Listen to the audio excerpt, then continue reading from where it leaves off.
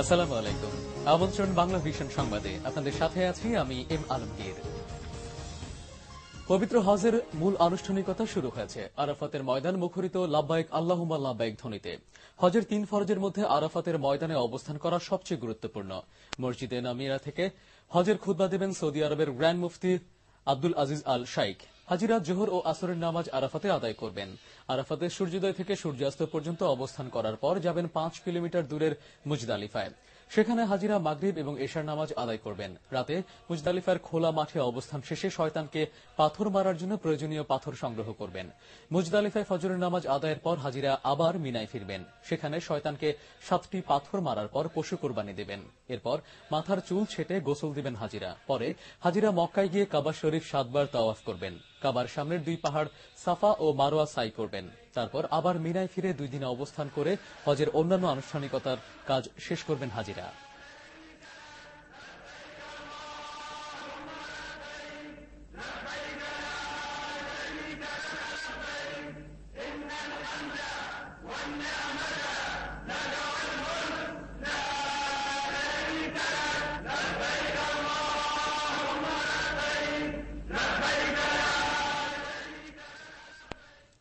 সরকার বানচালের চেষ্টা করলেও তা ব্যর্থ করে দিয়ে জনগণ স্বতঃস্ফূর্তভাবে হরতাল সফল করেছে বলে মন্তব্য করেছেন বিএনপি মহাসচিব খন্দকার দেলোয়ার হোসেন।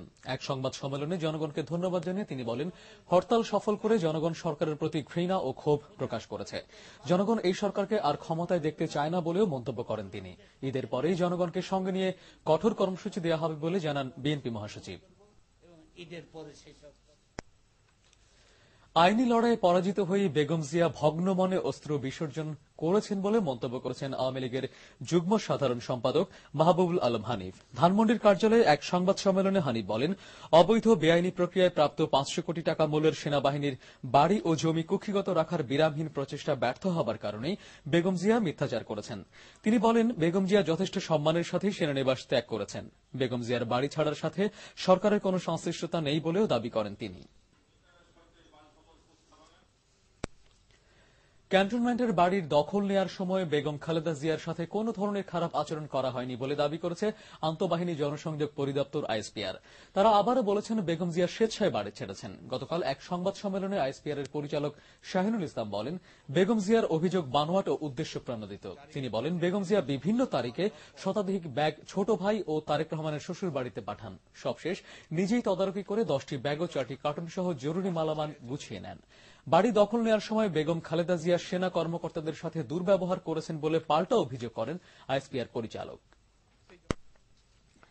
বর্ণাঢ্য আয়োজনের মাধ্যমে চারুকলায় অনুষ্ঠিত হচ্ছে নবান্ন উৎসব। 12 জন কৃষক ও কৃষানীকে দিয়ে এবার এই অনুষ্ঠানের উদ্বোধন করা হয়। নাচে গানে নবান্নকে বরণ করে নেওয়া হয়। নতুন ফসলের মুড়িমুড়কির সাথে মজাদার নানা পিঠা খাওয়ার ধুমও পড়ে যায়। আয়োজকরা বলেন, ইট পাথরের এই নগরীতে বাংলার চিরায়তে এই উৎসবের আয়োজন কিছুক্ষণের জন্য হলেও মানুষকে তার শেকড়ের কথা মনে করিয়ে দেয় ফেলে আসা শৈশব। সকাল থেকেই এই উৎসবে যোগ দিতে আসেন নানা বয়সী মানুষেরা। উদ্বোধনী অনুষ্ঠান শেষে বর্ণাঢ্য শোভাযাত্রা বের করা হয়। ফ্রান্সের প্রধানমন্ত্রী হিসেবে ফ্রাঁসোয়া ফিয়োকে পুনরায় নিয়োগ দিয়ে মন্ত্রিসভা গঠন করলেন প্রেসিডেন্ট নিকোলাস সারকোজি।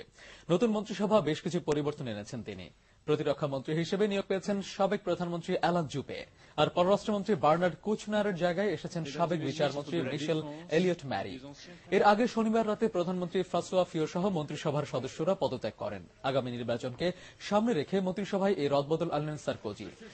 কয়েকজনের বিরুদ্ধে বেশ কিছু অভিযোগ থাকায় তাদের বাদ দেওয়া হয়েছে। 2012-তে অনুষ্ঠিতব্য প্রেসিডেন্ট নির্বাচনে আবার প্রতিদ্বন্দ্বিতা করবেন তিনি।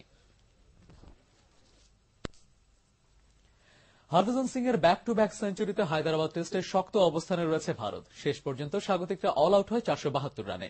তৃতীয় দিনে ভারতের 9 উইকেট ফেলে দিয়ে লিডের স্বপ্ন দেখেছিল নিউজিল্যান্ড। সেই স্বপ্ন ভেঙে দেন হরভজন সিং ও শ্রীশান্ত। এই দুজন চীনের প্রাচীর হয়ে দাঁড়িয়ে যান কিউইদের সামনে। আগের দিন 85 রানে অপরাজিত থাকা হরভজন সিং সেঞ্চুরি পেতে খুব বেশি সময় নেননি।